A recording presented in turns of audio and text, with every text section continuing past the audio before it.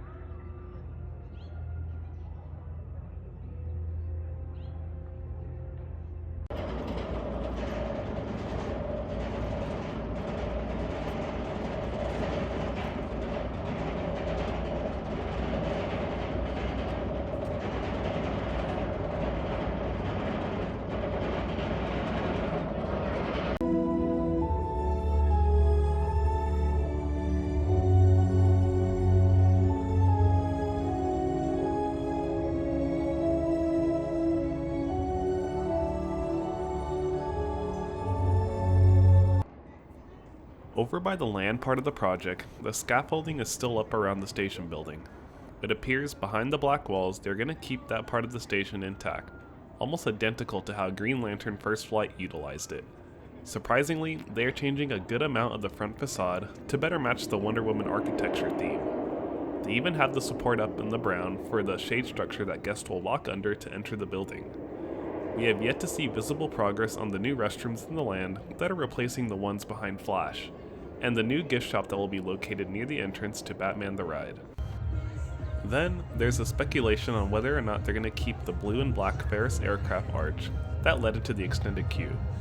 I assume they would have torn it down already though, and are most likely going to repurpose it for the Flight of Courage sign, again leading into the extended queue in the same area.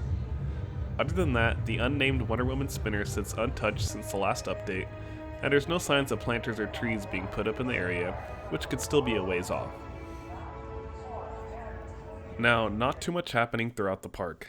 I did notice they are removing the directional signage throughout the park that had the coaster logos and then arrows pointing to the path to take. A sad and nostalgic removal, and maybe they have a more modern looking setup to replace it.